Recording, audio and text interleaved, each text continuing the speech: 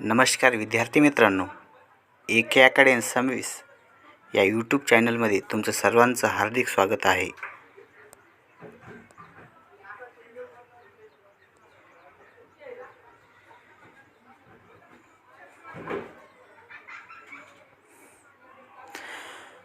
तर मित्रांनो, आज रत्नागिरी बँड्समॅन पोलीस भरतीचा आपण पेपराचं विश्लेषण पाहणार आहोत. तर मित्रांनो, या घटकावर काय काय विचारलं आयोगानं तर आपण या व्हिडिओमध्ये सविस्तर माहिती घेणार आहोत. तर मित्रांनो, हा जो पेपर झाला 3 तारखेला, तर या घटकावर जी के घटकात सर्वाधिक प्रश्न विचारलेले आहेत. जी के म्हणजे 54 प्रश्न विचारलेले आहेत. घेणारच आहोत, पण आपण त्या व्यतिरिक्त एक्स्ट्रा आहोत. मग चला तर मित्रांनो, कोणता पर्याय योग्य? तर पहिला प्रश्न काय होता मित्रांनो, खालीलपैकी कोणता पर्याय योग्यरित्या जुळत नाही? तर याचं उत्तर होतं महाबळेश्वर गोदावरी. तर मग जुळतो कोणता मित्रांनो मी आता सांगतोय, मी या पेपरमध्ये एक्स्ट्रा माहिती घेतलेली आहे. या प्रश्नाचं उत्तर आहे महाबळेश्वर गोदावरी. तर मित्रांनो, जुळतो कोणतं? मग रत्नागिरीला हापूस आंबे आहेत, औरंगाबादला हिमरू आहेत, गागोडीला रायगडला काय विनोबा भावेचं हे आहे. दुसरा प्रश्न, रत्नागिरी जिल्ह्यात किती पोलीस स्टेशन आहेत? तर या प्रश्नांचं उत्तर आहे 18. तिसरा प्रश्न, लोकमान्य टिळक स्मारक कोणत्या शहरात आहे? तर हे रत्नागिरी जिल्ह्यात आहे. चौथा, कोणत्या जिल्ह्यात कृषी विद्यापीठ नाही? तर मित्रांनो, या प्रश्नांचं उत्तर आहे सिंधुदुर्ग. तर एक्स्ट्रा माहिती आपण काय घेतली, तर कोणत्या जिल्ह्यात आहेत? तर अकोला जिल्ह्यात आहे. मग अकोला जिल्ह्यात कोणतं कृषी विद्यापीठ आहे? तर डॉक्टर पंजाबराव देशमुख कृषी विद्यापीठ आहे. परभणी जिल्ह्यात कोणतं आहे? तर वसंतराव नाईक कृषी विद्यापीठ आहे. रत्नागिरीला पण कृषी विद्यापीठ आहे. 5 नंबरचा प्रश्न, रत्नागिरी जिल्ह्यातून रायगडला जाताना कोणता घाट लागतो? तर कशेडी घाट लागतो मित्रांनो. सुवर्णदुर्ग किल्ला कुठे आहे? दापोलीला. विनायक दामोदर सावरकर यांचा जन्म कुठे झाला? तर नाशिकला झाला. तर मित्रांनो, विनायक दामोदर सावरकर यांचा जन्म नाशिकला झाला, पण केव्हा झाला? तर 28 मे 1883 रोजी भागूर गावामध्ये नाशिक जिल्ह्यात झाला. 8वा प्रश्न, रत्नागिरी जिल्ह्यात किती विधानसभा मतदारसंघ आहेत? तर 5 आहेत. क्षेत्रफळानुसार महाराष्ट्रातील सर्वात मोठा जिल्हा कोणता? तर अहमदनगर. मग लहान म्हणलं तर कोणता येईल जिल्हा? तर मुंबई येईल. प्रश्न क्रमांक 10वा, चपराळा अभयारण्य कुठे आहे? तर गडचिरोलीला आहे. तर आपण गडचिरोलीच्या संदर्भात काय महत्त्वाचं सांगू शकतो? तर सर्वात जास्त वनक्षेत्र असलेला जिल्हा आहे गडचिरोली जिल्ह्यात गोंड विद्यापीठ आहे. प्रश्न क्रमांक 11वा, बक्सार लढाई कधी झाली? तर 22 ऑक्टोबर 1764 रोजी झाली. प्रश्न क्रमांक 12वा, आधुनिक भारताचे जनक म्हणून कोणास ओळखतात? तर आधुनिक भारताचे जनक म्हणून राजाराम मोहन रॉय यास ओळखतात. तर मित्रांनो, या राजाराम मोहन रॉय यांनी ब्राह्मो समाजाची स्थापना केली होती. तर आपण हे एक्स्ट्रा माहिती घेत आहोत मित्रांनो. तुम्हाला मी अगोदरच सांगलं आहे, या पेपरमध्ये एक्स्ट्रा माहिती घेतली जाईल. प्रश्न क्रमांक 13वा, रामकृष्ण मिशन या धर्मसंस्थेची स्थापना कोणी केली? विवेकानंदाच्या बाबतीत काय सांगता येईल आपल्याला एक्स्ट्रा माहिती? तर स्वामी विवेकानंदाचे गुरु कोण होते? तर रामकृष्ण परमहंस होते. तर रामकृष्ण परमहंसने याने एक संदेश दिला होता. तो संदेशमध्ये वेदाकडे चला हा होता. प्रश्न क्रमांक 14वा, चंपारण्यामधील शेतकऱ्यांचा लढा कशाच्या संबंधित होता? तर नीळ उत्पादनासंबंधित होता. ते नीळ काय आहे? तर बिहारमध्ये चंपारण जिल्ह्यात आंदोलन केले नीळ उत्पादनासंबंधी. नेतृत्व कोण केले होते या आंदोलनाचे? तर महात्मा गांधीजींनी केले होते. प्रश्न क्रमांक 15वा, आकाशवाणी ही कविता कोणी लिहिली? तर रवींद्रनाथ टागोर यांनी लिहिलेली आहे. तर या रवींद्रनाथ टागोरच्या बाबतीत आपण काय सांगू शकतो एक्स्ट्रा माहिती? तर 1919 या जालियनवाला बाग हत्याकांडाच्या निषेधार्थ टागोरांनी सर ही पदवी परत केली. आणि रवींद्रनाथ टागोर यांनी 2 देशाचे राष्ट्रगीत लिहिलेले आहे, एक भारत आणि दुसरा बांगलादेश. प्रश्न क्रमांक 16 खालीलपैकी सर्वात जुनी घटना कोणती? तर मित्रांनो, मी सर्व पोल जे आहेत ते पोलचे आन्सरसुद्धा घेतलेले आहेत एक्स्ट्रा माहिती. तर अमेरिकन क्रांती 1757. खालीलपैकी सर्वात जुनी घटना कोणती आहे? तर अमेरिकन क्रांती 1757. मग फ्रेंच क्रांती कधी घडली होती? तर 1789ला घडली होती. रशियन क्रांती 1917. म्हणजे सर्वात जुनी म्हणजे सर्वात जुनी घटना म्हणजे कोणती? अमेरिकन क्रांती आहे. तर पुढचा प्रश्न, खालील विधानाची सत्यता पडताळून पहा. बलवंतराय मेहता समितीने 24 नोव्हेंबर 1957 साली अहवाल सादर केला. ब. अशोक मेहता समितीने 2 स्तरीय पंचायत राजची शिफारस केली. क. देशातील राजस्थान या राज्यात पंचायत राजचा शुभारंभ 2 ऑक्टोबर 1959ला झाला. आणि ड. बलवंतराय मेहता कमिटीने शिफारस केलेली पंचायत राज व्यवस्था 2 स्तरीय आहे. तर मित्रांनो, अ, ब, क हे तिन्ही बरोबर आहेत. तर हे 4थ्या नंबरचं चूक आहे. का चूक आहे? तर बलवंतराय मेहता कमिटीने शिफारस केलेली पंचायत राज व्यवस्था 2 स्तरीय आहे, हे चुकीचं आहे. तर मित्रांनो, बलवंतराय मेहता कमिटीने शिफारस केलेली पंचायत राज व्यवस्था हे त्रिस्तरीय आहे, म्हणून हे 4 नंबरचं पर्याय चुकीचं आहे. 18. भारतातील सार्वजनिक क्षेत्रातील सर्वात मोठी बँक कोणती? तर स्टेट बँक ऑफ इंडिया आहे. भारतातील सार्वजनिक क्षेत्रातील सर्वात मोठी बँक कोणती? तर स्टेट बँक ऑफ इंडिया आहे. मग या स्टेट बँक ऑफ इंडियाची स्थापना केव्हा झाली? तर 1 जुलै 1955 रोजी स्टेट बँक ऑफ इंडियाची स्थापना झाली. तर मित्रांनो, स्टेट बँक ऑफ इंडिया हे प्रश्न तर येतोच, पण रिझर्व्ह बँक ऑफ इंडियाची स्थापनासुद्धा विचारली जाते. पण रिझर्व्ह बँक ऑफ इंडियाची स्थापना केव्हा झाली? तर 1 एप्रिल 1935 रोजी झालेली आहे. हत्ती हा कोणत्या प्रकारचा प्राणी आहे? तर शाकाहारी. तर मित्रांनो, आपण हत्ती हा कोणत्या प्रकारचा प्राणी आहे? शाकाहारी. तर मांसाहारी म्हणजे काय? तर मांसाचा भाग खाणे होय, म्हणजेच मांसाहारी. 20 नंबरचा प्रश्न, कोविड-19 साठी सुवर्ण मानक चाचणी काय आहे? कोविड-19 साठी सुवर्ण मानक चाचणी काय आहे? तर RT-PCR. तर मित्रांनो, आपण आजकाल टी व्हीवर, रेडिओवर कुठे ऐकतो RT-PCR.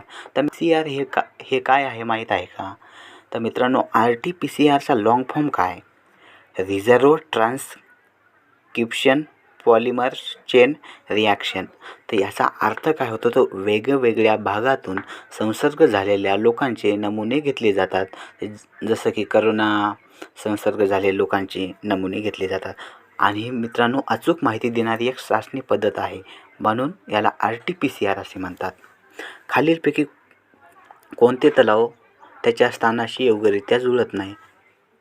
तर लोकटक, रत्नागिरी हे जुळत नाही.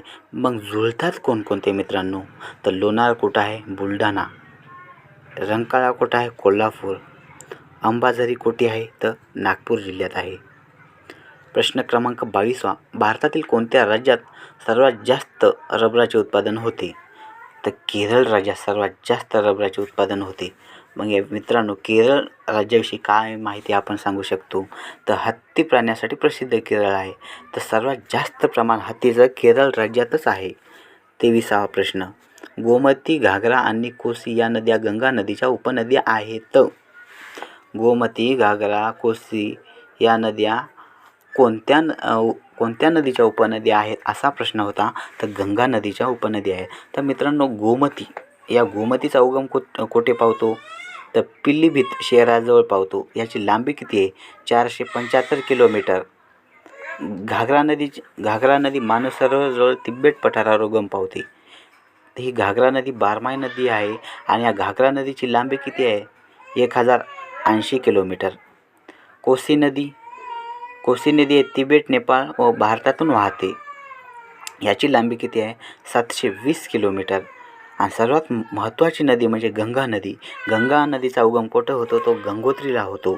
याची लांबी किती आहे? 2510 किलोमीटर.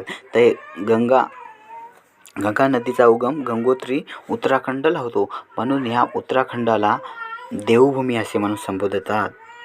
24वा प्रश्न, शिवाजी महाराजांचा जन्म कुठे झाला? शिवाजी महाराजांचा जन्म कधी झाला? 19 फेब्रुवारी 1930 या प्रश्नांचं उत्तर आहे. तर मित्रांनो, शिवाजी महाराजांचा जन्म 19 फेब्रुवारी 1930 रोजी शिवनेरी किल्ल्यावर झाला आणि मृत्यू झाला 3 एप्रिल 1680 रोजी रायगड किल्ल्यावर झाला. तर मित्रांनो, शिवाजी महाराजांच्या वडिलाचे नाव होते शहाजीराजे भोसले आणि आईचे नाव होते जिजाबाई भोसले. 25वा प्रश्न, सरदार वल्लभभाई पटेल राष्ट्रीय पोलीस अकादमी हैदराबाद, मास्टर पोलीस अकादमी नाशिक, भारतीय पोलीस प्रशिक्षण अकादमी तेलंगणा. मित्रांनो, सरदार वल्लभभाई पटेल राष्ट्रीय अकादमी हे हैदराबादला आहे. तर मित्रांनो, या अकादमीवर एक कंपल्सरी प्रश्न येतोच, म्हणून हे तिन्ही अकादमी पाठ असणे गरजेचेच आहे. 26वा प्रश्न, सर्वात मोठा अपूर्णांक कोणता? 1906.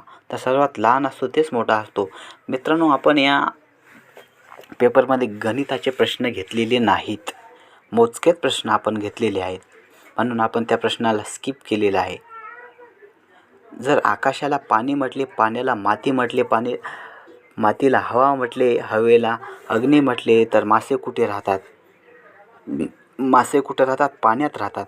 मग पाण्याला काय म्हटले मित्रांनो? तर माती म्हटले.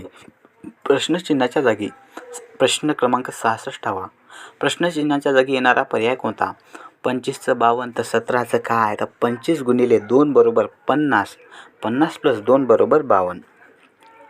17 गुणिले 2 बरोबर 34, 34 + 2 बरोबर 36.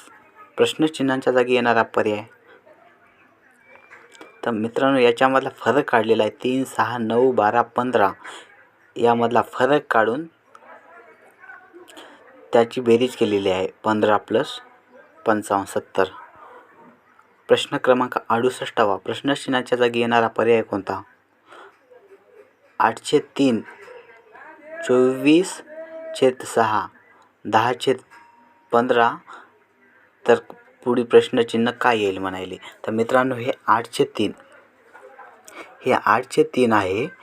हे 8 गुणिले 3 बरोबर 24 आणि हे 3 + 3 बरोबर हे 6 झालेलं आहे, असं झालेलं आहे. म्हणजे पहिल्यांदा गुणाकार करायचा आणि नंतर बेरीज करायची. म्हणजे 10 गुणिले 3 बरोबर 30 होते आणि 15 + 3 बरोबर 18 होते. मणिपूर. प्रश्न क्रमांक 73वा, मणिपूरची राजधानी इम्फाळ आहे, तर मिझोरमची राजधानी कोणती? तर मिझोरमची राजधानी ऐझवाल आहे मित्रांनो. लोकसभा 5 वर्ष, लोकसभेचा कार्यकाळ 5 वर्षे असतो, तर राज्यसभेचा किती असतो? 6 वर्ष. मग मित्रांनो, हे वारंवार प्रश्न येणारा कोणता प्रश्न आहे? तर राज्यसभेचे अध्यक्ष कोण असतात? हे उपराष्ट्रपती असतात. पुढीलपैकी अर्धस्वर कोणता आहे? पुढीलपैकी अर्धस्वर कोणता आहे? तर मित्रांनो, र आहे, व आहे, ल आहे. मग नाही कोणता? ज नाही, ज नाही. तर मित्रांनो, हे तिन्ही अर्धस्वर आहेत. हा प्रश्न बाद म्हणजे दुरुस्त करून आलेला आहे मित्रांनो प्रश्न. तर पुढीलपैकी कोणता अर्धस्वर नाही असा प्रश्न विचारायचा होता. पुढचा प्रश्न, प्रश्न क्रमांक 84, भाषेला ज्यामुळे शोभा येते त्या गुणधर्मांना शोभा येते त्या गुणधर्मांना भाषेचे अलंकार असे म्हणतात. मग मित्रांनो, आपण एक्स्ट्रा माहिती घेतली. भाषेच्या अलंकाराचे 2 मुख्य प्रकार पडतात. एक शब्द अलंकार, दुसरा अर्थ अलंकार. केस या शब्दाचा समानार्थी शब्द काय? तर कुंतल आहे. विरक्तीचा विरुद्धार्थी शब्द काय? तर आसक्ती आहे. प्रश्न क्रमांक 87, इकडे आड तिकडे विहीर या म्हणीचा अर्थ काय? तर दोन्ही बाजूने अडचणीत सापडणे. हरिहर या शब्दाचा समास ओळखायचा. द्वंद्व समास आहे मित्रांनो, कारण की दोन्ही पदे महत्त्वाची असतात द्वंद्व समासामध्ये. मराठी भाषेत एकूण स्वर किती आहेत? 14 आहेत. धृत राष्ट्र या शब्दात एकूण व्यंजने किती आहेत? 7 आहेत. तर मित्रांनो, 7 कशी आहे ते पाहू आपण. हे पहा इथं, ध + रू + त प्लस अ धृत, र प्लस आ धृत रा, श प्लस ट प्लस र प्लस अ धृतराष्ट्र. तर या शब्दात मित्रांनो 7 आहेत. हे ध्रु 1, ऋ 2, त 3, र 4, श 5, ट 6, र 7. तर एकूण किती आहेत व्यंजने? 7 आहेत. तर मित्रांनो प्रश्न असा विचारला की स्वर किती आहेत, तेव्हा हे 3 आहेत. अ, आ, अ स्वर. पागा हा शब्दाचा अर्थ स्पष्ट करणारा शब्द शोधायचा. पागा म्हणजे काय? तर पागा म्हणजे घोड्याला बांधण्याची जागा. तर एक्स्ट्रा माहिती आपण घेतली मित्रांनो. तो गोठा म्हणजे तर गायींना बांधण्याची जागा. मिश्र वाक्य निवडायचं आहे. निघायचे असेल तर तुम्ही निरोप घ्या. मिश्र वाक्यात एक वाक्य पूर्ण असते, दुसरं अपूर्ण असते. तू जेवण करणार का? वाक्यात सर्वनाम कोणता वापरलेला आहे? तू पुरुषवाचक सर्वनाम वापरला आहे. तर मी, आम्ही आलं तर मित्रांनो आत्मवाचक असते आणि तुम्ही असले तर पुरुषवाचक सर्वनाम असते. खालील शब्दातील सार्वनामिक विशेषण कोणते? तो कावळा. आपल्याला माहिती आहे का मित्रांनो? तो कावळा तर आहे, पण कोणता आहे आपल्याला निश्चित माहीत आहे का कोणता कावळा ते? म्हणून सार्वनामिक विशेषण. अनेकवचनी शब्द ओळखायचा आहे. एकवचनी गाणे, अनेकवचनी गाणी. सीता पुस्तक वाचते वाक्यात पुस्तक का आहे? सीता पुस्तक वाचते वाक्यात पुस्तक का आहे? तर कर्म आहे, कर्म. मग कर्ता कोण आहे या वाक्यातला? तर कर्ता सीता आहे आणि तो वाचते काय? क्रियापद आहे. मित्रांनो या क्रियापदाशिवाय अर्थपूर्ण वाक्य होऊच शकत नाही. झाडाचा समानार्थी शब्द काय? झाडाचा पादप आहे, पादप. नाव मोठे, लक्षण खोटे यांचा अर्थ काय? तर भपका मोठा पण त्याची प्रत्यक्ष वागणूक ढोंगीपणाची. आणि 100वा प्रश्न, ज्या जमिनीत पीक येत नाही अशी जमीन कोणती असते? तर खडकाळ जमीन असते. तर मित्रांनो आपण हे रत्नागिरी